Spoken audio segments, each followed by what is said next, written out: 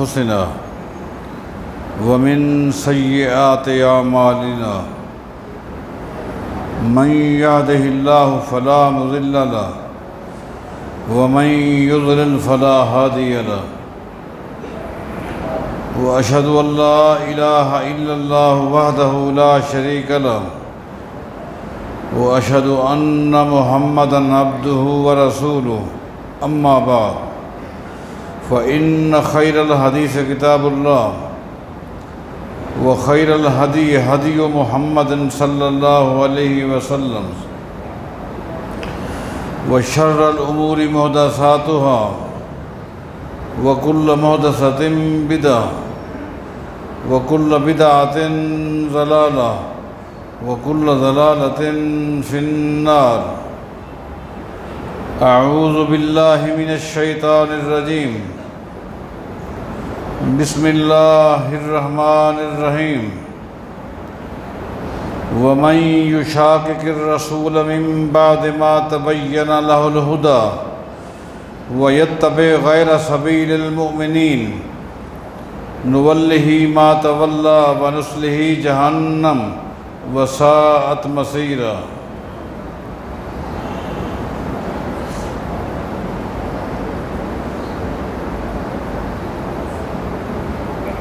نماز کے امتیازی مسائل بالترتیب بیان ہو رہے تھے۔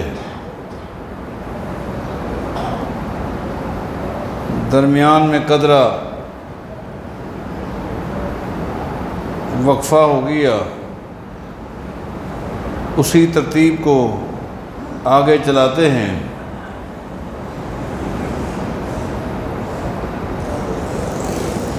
اور آمین کے نقطے پر آج گفتگو کرنی ہے۔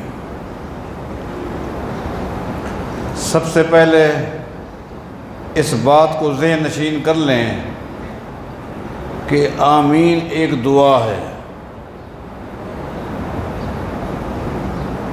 تمام محدثین نے، تمام فقہا نے، تمام مذاہب والوں نے، چاہے وہ شافعی ہوں، حنفی ہوں، مالکی ہوں، حنبلی ہوں، حنفی ہوں، سب نے اس کو دعا ہی کہا ہے کہ یہ ایک دعا ہے۔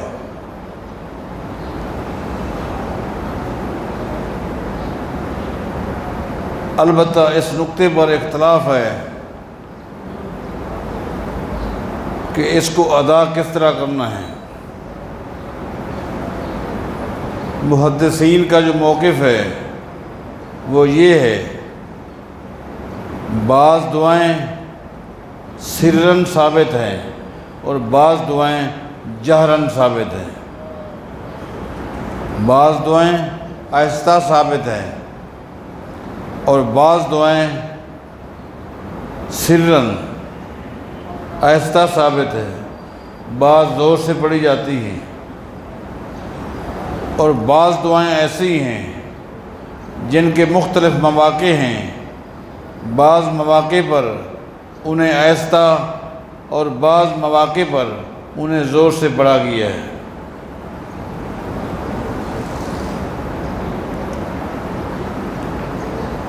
آمین ان دعاؤں میں سے ہے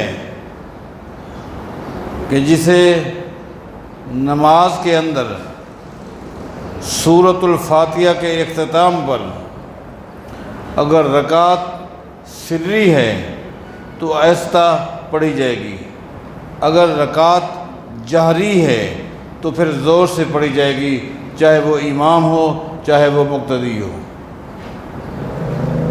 سری رکعتوں میں آہستہ امام بھی آہستہ پڑھے گا، مقتدی بھی آہستہ پڑھے گا، اور ہر ایک کی اپنی ترتیب ہوگی۔ لیکن اگر رکعت جہری ہے جس میں امام زور سے قرات کرتا ہے اس کو جہری رکعت کہتے ہیں۔ جہری رکعتوں میں امام بھی آمین زور سے پڑھے گا اور مقتدی بھی زور سے۔ اب آئیے اس مسئلے کی وضاحت کے لیے ہم نبی علیہ الصلوۃ والسلام کے عمل کو دیکھتے ہیں اور آپ کے حکم کو دیکھتے ہیں۔ ایک صحابی کے حوالے سے پہلے بھی نماز کے امتیازی مسائل کے اندر بارہا ذکر کر چکا ہوں۔ وائل بن حجر رضی اللہ تعالیٰ عنہ جو یمن سے آئے تھے، 9 ہجری میں اسلام قبول کر کے چلے گئے تھے، پھر 10 ہجری میں آئے اور واپس جانے کے بعد یمن والوں کو ہر علاقے میں جمع کر کے نبی علیہ الصلوۃ والسلام کا ایک ایک عمل بتاتے رہے۔ بالخصوص نماز کے متعلق بڑی توجہ کے ساتھ، بڑے دھیان کے ساتھ، بڑے غور اور خوض کے ساتھ اس صحابی نے نبی علیہ السلام کے ایک ایک عمل کو نوٹ کیا اور قوم کو جا کر بتایا۔ بعض حدیثیں آپ کو میں پہلے بتا چکا ہوں۔ آمین کے حوالے سے سنن ابی داود کے اندر حدیث ہے جو کہ سند کے لحاظ سے بالکل صحیح ہے۔ علامہ البانی بھی اسے الصحیحہ میں لے کر آئے ہیں۔ فرماتے ہیں انہو صلی خلف رسول اللہ صلی اللہ علیہ وسلم فجہر بآمین۔ لوگو، میں نے نبی علیہ السلام کے پیچھے نماز پڑھی، آپ نے جب ولضالین کہا تو زور سے اللہ کے نبی آمین کہتے تھے۔ نبی علیہ السلام کا عمل ہمارے سامنے واضح ہو گیا۔ ایک ایک نقطہ بیان کرتے کرتے تاکہ مکمل اس مسئلے کی وضاحت ہو جائے۔ نبی علیہ السلام کا عمل صحیح سند کے ساتھ، صحیح حدیث کے ساتھ ہمارے سامنے واضح ہو گیا کہ نبی علیہ الصلوۃ والسلام نے آمین کہی اور زور سے کہی۔ اسی طرح نبی علیہ الصلوۃ والسلام کا اپنی امت کو جو حکم ہے وہ بھی یہی ہے۔ بخاری مسلم کی احادیث آپ کے سامنے ہیں۔ نبی علیہ السلام فرماتے ہیں اذا قال الامام غیر المغضوب علیہم ولا الضالین۔ لوگو، جب امام سورہ فاتحہ مکمل کر لے فقولوا آمین، تو تم آمین کہا کرو۔ اب یہ اس حدیث سے واضح ہو گیا کہ جب امام سورہ فاتحہ مکمل کرے تو آمین کہنی ہے۔ اب سوال یہ ہے کہ آمین ولا الضالین پر کہنی ہے یا امام کی آمین پر آمین کہنی ہے؟ اس نقطے کی وضاحت دوسری حدیث میں ہے، وہ بھی صحیح مسلم میں ہے۔ نبی علیہ السلام فرماتے ہیں اذا امن الامام فامنوا۔ جب امام آمین کہے تو تم نے اس وقت آمین کہنا ہے۔ پتہ چل گیا کہ امام کی فاتحہ کے مکمل کرنے کے بعد جس وقت امام آمین کہے مقتدی بھی اس وقت آمین کہے۔ اب میں آپ سے پوچھتا ہوں، اگر امام نے اپنے دل میں آمین کہنی ہو یا بالکل آہستہ آمین کہنی ہو تو نبی علیہ السلام امتیوں کو، مقتدیوں کو یہ کہتے کہ تم اس وقت آمین کہو جب امام آمین کہے۔ اس لیے امام بخاری رحمہ اللہ اور امام بخاری رحمہ اللہ کے استاد امام ابن خزیمہ رحمہ اللہ اس حدیث کو سامنے رکھ کر کہتے ہیں نبی علیہ السلام کا یہ فرمان کہ فَأَمِّنُوا اِذَا أَمَّنَ الْإِمَامُ فَأَمِّنُوا، جب امام آمین کہے تو تم بھی آمین کہو۔ یہ اس بات کی دلیل ہے کہ امام کی آمین مقتدیوں نے سننی ہے۔ امام کی آمین سن کر مقتدیوں نے آمین کہنی۔ اس کا مطلب یہ ہے امام بھی زور سے آمین کہے اور مقتدی بھی زور سے آمین کہے۔ ایک اور حدیث جو کہ سنن ابن ماجہ میں صحیح سند کے ساتھ موجود ہے۔ نبی علیہ السلام فرماتے ہیں لوگو، ما حسدتکم الیہود علی شیء ما حسدتکم علی السلام والتامین۔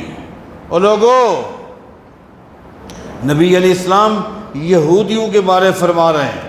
کون یہودی؟ جو زمین کی پشت پر مسلمانوں کے سب سے بڑے دشمن ہیں۔ یہودی جو مسلمانوں کے عقیدے کے دشمن، مسلمانوں کے عمل کے دشمن، مسلمانوں کے اخلاق کے دشمن، مسلمانوں کی دنیا کے دشمن، مسلمانوں کی آخرت کے دشمن۔ یہودیوں کے بس میں ہو تو اسلام اور اہل اسلام کے وجود کو دنیا سے ختم کر دیں۔ سب سے بڑی لعنتی اور منحوس، بے غیرت اور دیوس قوم یہودی ہے، جن کو مسلمانوں کے ایک ایک عمل پر تکلیف ہوتی ہے، مسلمانوں کے عقیدے پر تکلیف، عمل پر تکلیف، عبادت پر تکلیف۔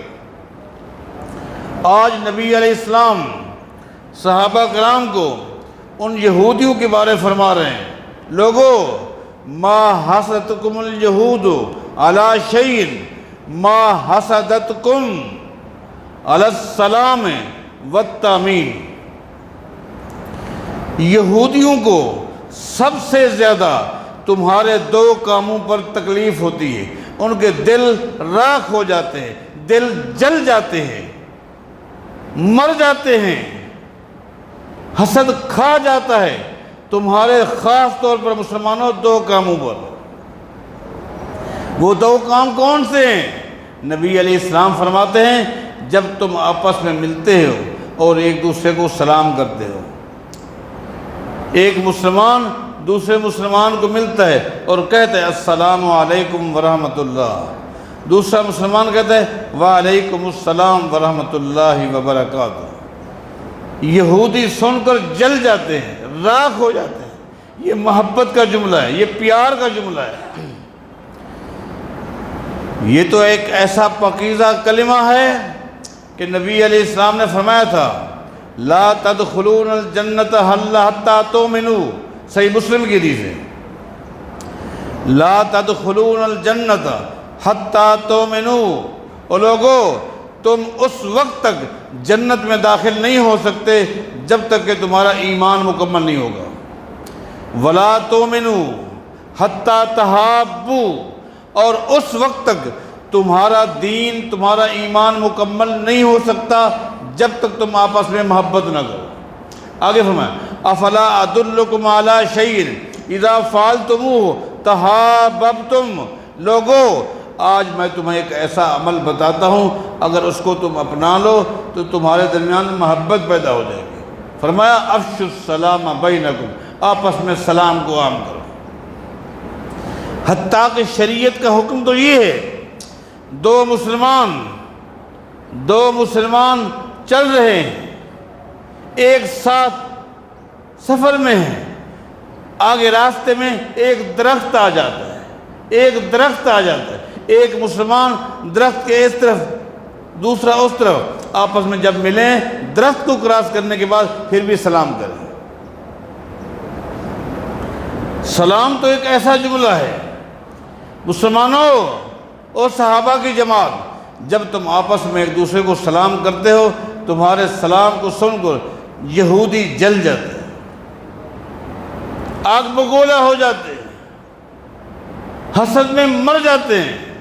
ایک یہ، دوسرا یہ کہ جب تم مل کر نماز کے اندر مل کر آمین کہتے ہو، تمہاری آمین کو سن کر بھی یہودی جل جاتے ہیں۔ میں آپ سے پوچھتا ہوں، کیا مسلمان اگر آپس میں ملیں اور آہستہ آہستہ سلام کریں، یہودی جلے گا؟ سلام آپ آپس میں کس طرح کرتے ہیں؟ چیختے تو نہیں ہیں آپ، چلاتے نہیں ہیں، لیکن محبت والا جملہ کس طرح ہوتا ہے؟ بالکل اسی طرح اگر آپ نے دل میں یا آہستہ آہستہ اپنے منہ کے اندر، تاکہ باہر آواز نہ جائے، اگر آپ آمین کہیں گے تو یہودی جلیں گے؟ یہودیوں کو تکلیف کب ہوگی؟ جب آپ کی مل کر ایک آواز، بڑی پیاری آواز نکلے گی، یہودی جل جائے گی۔ اس حدیث سے بھی پتہ چلا کہ مسلمانوں کو نماز کے اندر جہری رکعتوں کے اندر آمین کس طرح کہنی ہے؟ امام کے ساتھ مل کر کہنی ہے۔ بات تو یہی مکمل ہو گئی، لیکن میں بات کو آگے چلاؤں گا اور بہت ساری باتیں آپ کے سامنے پیش کرنی ہے انشاءاللہ۔ آپ جانتے ہیں عمل کے لحاظ سے، عقیدے کے لحاظ سے، اتباع کے حق ادا کرنے کے اعتبار سے اس امت کی سب سے بہترین جماعت صحابہ کرام کی، جنہوں نے نبی علیہ السلام کی اتباع کا حق ادا کیا۔ نبی علیہ السلام نے فرما دیا اذا امن الامام فامنوا، جب امام آمین کہے تو تم بھی آمین کہو۔ نبی علیہ السلام نے فرما دیا تمہاری آمین سے یہودیوں کو تکلیف ہوتی ہے، یہودیوں کو تکلیف ہوتی ہے۔ اب آئیں دیکھیں صحابہ کرام نے نبی علیہ السلام کے اس فرامین پر، اس فرمان پر کس طرح عمل کیا۔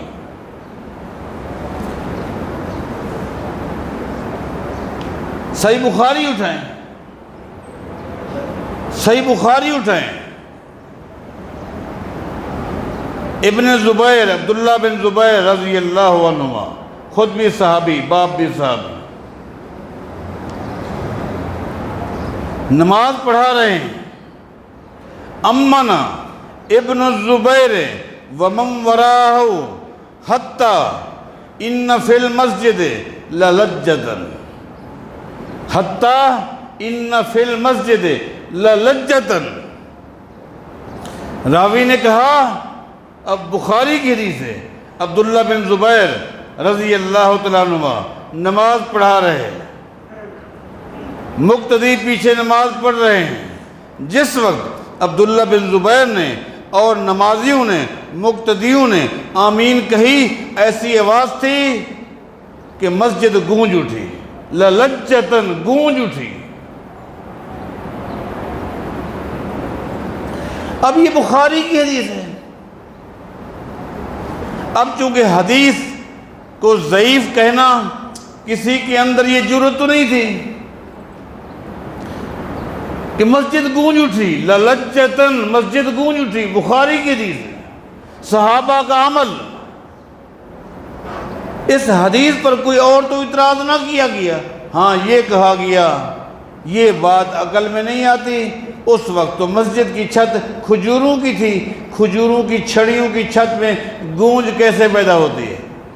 مجھے جب ایک شخص نے یہ کہا، میں نے کہا یہ تو اور پختہ دلیل ہے کہ کیسی آمین تھی کہ بقول تمہارے کھجوروں کی چھت والی مسجد بھی گونج اٹھی۔ صحابہ کا عمل ہے۔ باقی زور سے آمین نہ کہنے والوں نے جو دلائل دیے، کوئی ایک حدیث بھی سند کے لحاظ سے مجھے صحیح نہیں ملی۔ ہاں ایک قول مجھے سند کے لحاظ سے صحیح ملا ہے، صحیح بخاری کے حوالے سے ایک قول مجھے ملا ہے۔ وہ قول کیا ہے؟ کہا کہ امام عطا بن ابی رباح رحمہ اللہ، یہ تابعی ہیں، 200 سے زائد صحابہ کے یہ شاگرد ہیں، سیدنا عبداللہ بن عباس رضی اللہ تعالیٰ عنہما کے سب سے بڑے شاگردوں میں سے امام عطا، امام مجاہد یہ شاگرد ہیں۔ امام عطا کا حوالہ دیتے ہوئے انہوں نے اپنی کتابوں میں لکھا، امام عطا کہتے ہیں الآمین دعاؤن، لوگو آمین ایک دعا ہے۔ یہ تو بات صحیح ہے، میں نے بھی آج شروع میں کہا آمین ایک دعا ہے، آمین ایک دعا ہے، میں بھی اس کو مانتا ہوں کہ آمین ایک دعا ہے۔ اب آپ ثابت کریں امام عطا رحمہ اللہ سے کہ انہوں نے یہ کہا ہو کہ میرا موقف یہ ہے کہ چونکہ یہ دعا ہے لہذا ہر حال اس آمین کو آہستہ کہا جائے، یہ کہاں ہے؟ آمین ایک دعا ہے، اس کو تو میں بھی مانتا ہوں، اور دعائیں احادیث سے آہستہ بھی ثابت ہیں، زور سے بھی ثابت ہیں۔ نبی علیہ الصلوۃ والسلام کے جمعہ کے 2 خطبے ہوا کرتے تھے، اور دونوں خطبوں میں نبی علیہ السلام واعظ و نصیحت بھی فرماتے تھے اور دعائیں بھی مانگا کرتے تھے۔ یہ پیغمبر جو دعائیں منبر پہ کھڑے ہو کر خطبوں میں مانگتے تھے، یہ آہستہ تھی، یہ زور سے؟ زور سے دعا آپ کیسے منع کر سکتے ہیں؟ ہمارے ملک پاکستان میں سب سے لمبی دعا رائے ونڈ میں لاؤڈ سپیکر پہ مانگی جاتی ہے۔ اگر آپ فتویٰ لگائیں گے یہ دعائیں ساری آپ کے فتوے کی زد میں آ جائیں گی۔ سب سے لمبی دعائیں مانگی جاتی ہیں، اور وہ بھی لاؤڈ سپیکر پہ مانگی جاتی ہیں۔ آپ ان کو انکار کیسے کر سکتے ہیں؟ یہ دعائیں ہیں۔ آپ نے بھی تو آمین کو دعا کہا ہے۔ کیا آپ کے ہاں دعائیں نہیں مانگی جاتی؟ مانگی جاتی ہیں۔ آپ نے یہ تو کہہ دیا کہ امام عطا اتنے بڑے تابعی، میں کہتا ہوں بالکل ٹھیک ہے۔ آپ نے تو خالی تابعی کہا، میں تو امام عطا کو کہتا ہوں وہ محدث مکہ تھے۔ اللہ، وہ تو فقیہ مکہ تھے، وہ تو مفتی مکہ تھے، وہ تو مجتہد مکہ تھے۔ انہوں نے کہا، آپ نے صحیح بخاری کا حوالہ دیا کہ وہ کہتے ہیں الآمین و دعاؤن، کہ آمین دعا ہے، میں بھی مانتا ہوں، لیکن آپ امام عطا سے ثابت تو کریں کہ انہوں نے کہا ہو کہ جہری رکعتوں میں بھی آمین آہستہ کہنی ہے۔ آپ کہاں ثابت کریں گے؟ آپ میں تو جرت نہیں ہے۔ ہاں، میں امام عطا رحمہ اللہ سے ثابت کر سکتا ہوں کہ وہ جہری رکعتوں میں زور سے آمین کے قائل تھے۔ آپ امام ابن حبان کی کتاب الثقات اٹھائیں، اس میں جب آپ کھولیں گے لکھا ہے، امام عطا فرماتے ہیں، امام ابن حبان کی کتاب الثقات، امام عطا فرماتے ہیں کہ میں نے بیت اللہ میں 200 صحابہ کو نماز پڑھتے ہوئے دیکھا۔ یہ 200 صحابہ میں سے ہر صحابی جہری رکعت میں زور سے آمین کہتے ہیں۔ لہذا سری رکعتوں میں آمین سرن ہے، جہری رکعتوں میں آمین جہرن ہے۔ یہی عمل ہے۔ اور میں اپنے احناف دوستوں سے کہوں گا، اگر آپ اپنے اکابرین کی کتابوں کا مطالعہ کر لیں تو آج جو آپ کے فتوے ہیں، آپ ان فتووں سے باز آ جائیں گے۔ آپ یہ فتوے لگانا چھوڑ دیں گے۔ بر صغیر پاک و ہند کے احناف کے چوٹی کے محدث، محقق، مصنف علامہ عبدالحی لکھنوی حنفی، جو بہت ساری کتابوں کے مصنف ہیں، بلکہ بر صغیر پاک و ہند کی احناف کا وہ مرجع ہیں۔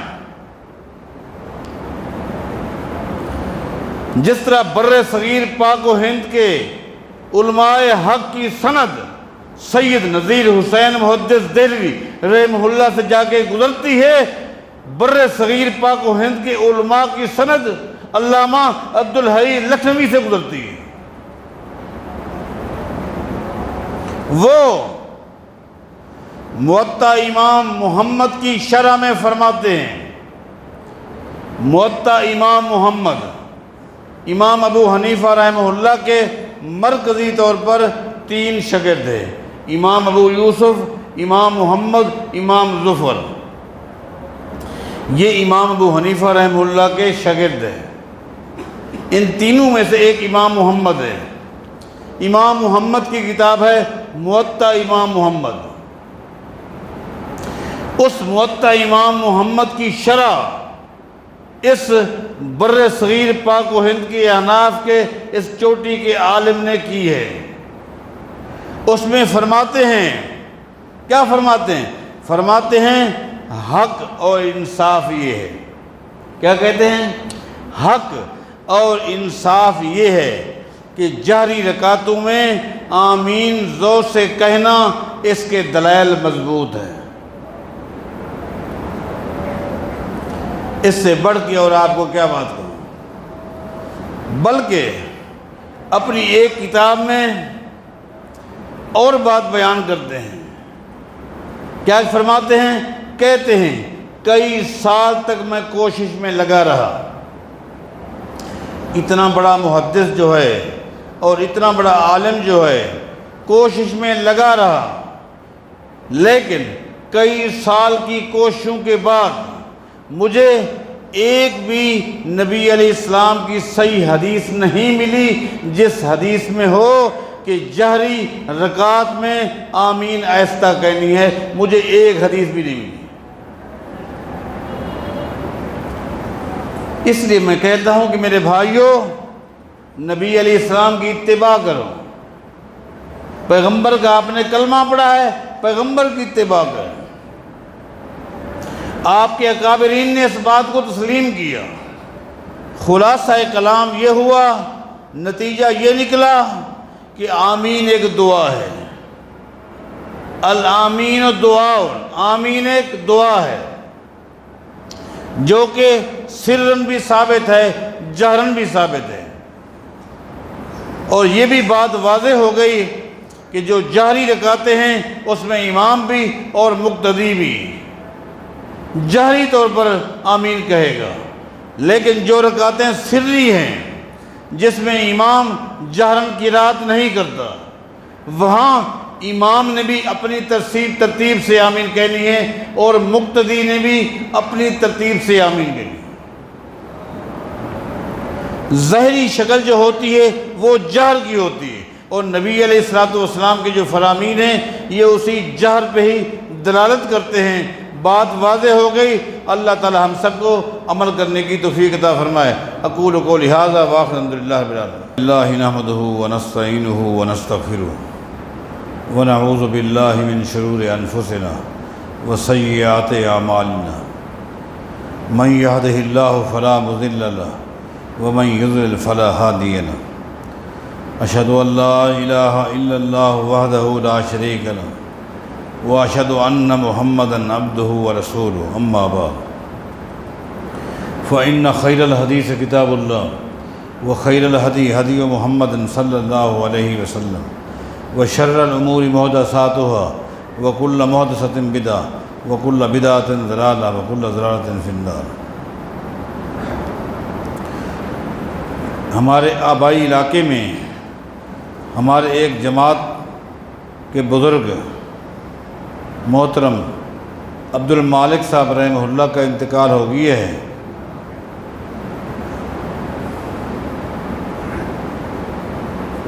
بہت عظیم انسان تھے، میرا ان کے ساتھ بڑا گہرا تعلق تھا، بہت زیادہ محبت کرتے تھے۔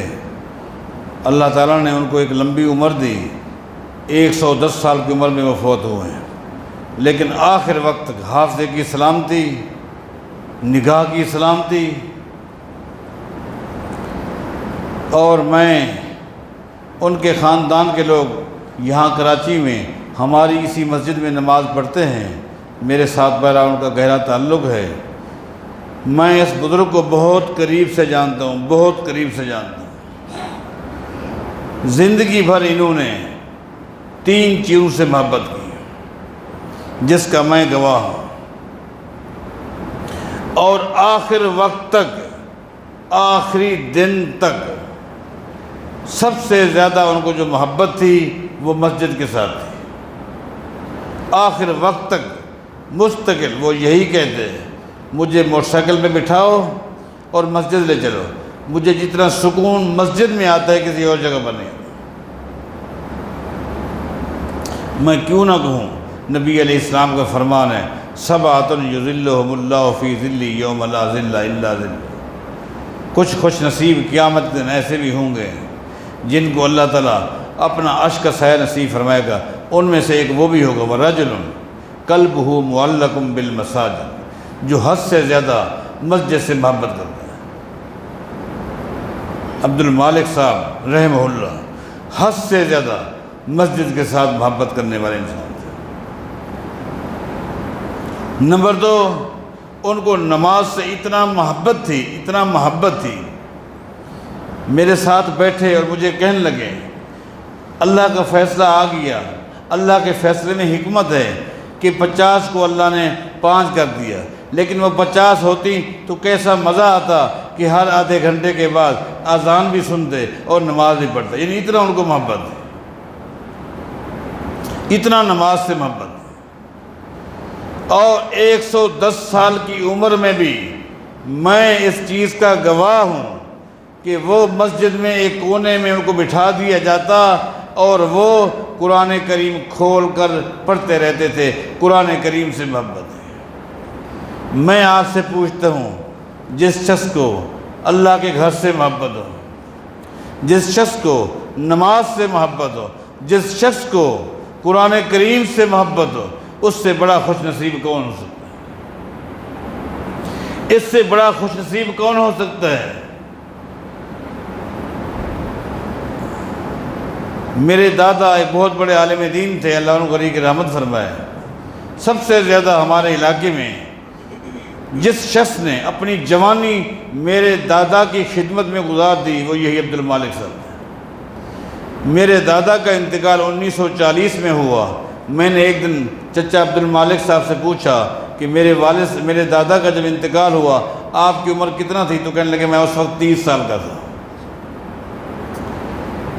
ساری زندگی دینداری میں گزری ہے، امانت داری میں اپنی مثال۔ یہی لوگ اللہ کے ولی ہوتے ہیں۔ اللہ کے ولی کن کو کہتے ہیں؟ میرے دوستو، میرے بھائیوں، میری بہنوں، یہ دنیا فانی ہے۔ یہ 10 منٹ میں نے خاص طور پر اس نکتے کے لیے گئے تھے کہ یہ دنیا فانی ہے۔ 110 سال کی عمر دی، آخر موت ہے، آخر فنا ہے۔ بنی اسرائیل میں سینکڑوں سال کی عمریں ہوتی تھی، آخر موت ہے۔ موسیٰ علیہ السلام کے پاس جب دوبارہ فرشتہ آیا اور اللہ کا دوبارہ پیغام لے کر آیا، کیسا پیغام تھا؟ لیکن وہ پیغام پیغمبر کے پاس لے کر آیا۔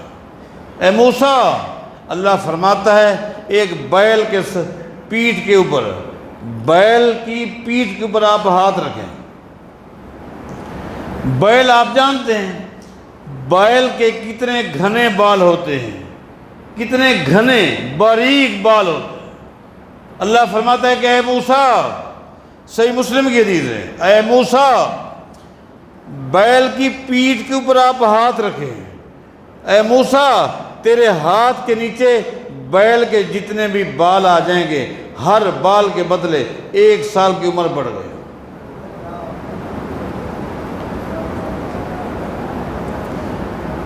ہزاروں سال کی عمر۔ موسیٰ علیہ السلام نے فرشتے سے پوچھا جب یہ بالوں والی عمر ختم ہو جائے گی تو پھر کیا ہوگا؟ کہا پھر میں آ جاؤں گا۔ آخر موت ہے، کتنا طویل زندگی ہو پھر بھی موت ہے۔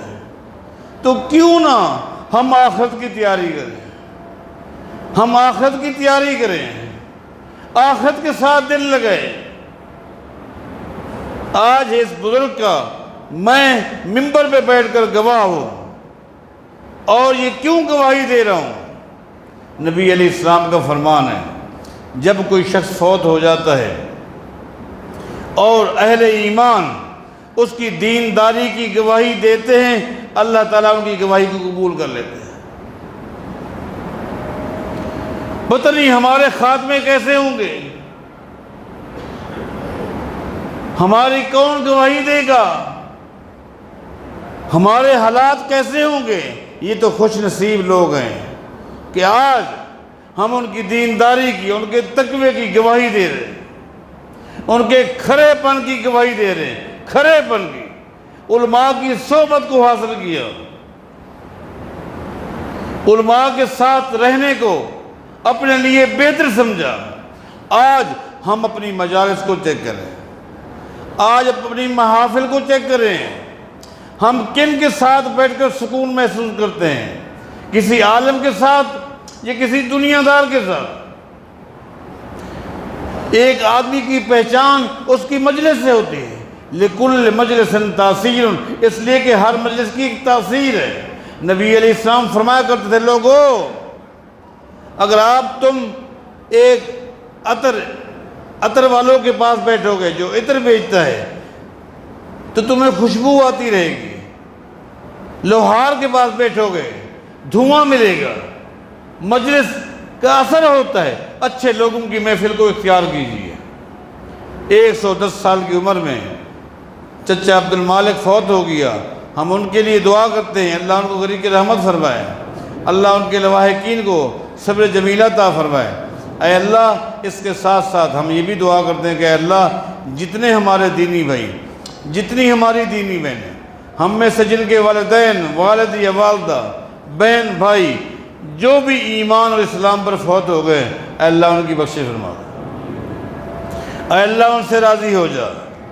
اے اللہ جو تو نے ہمیں جتنا بھی زندگی دی ہے، اے اللہ ایمان والی، اے اللہ خاتمہ ایمان پہ فرمانا۔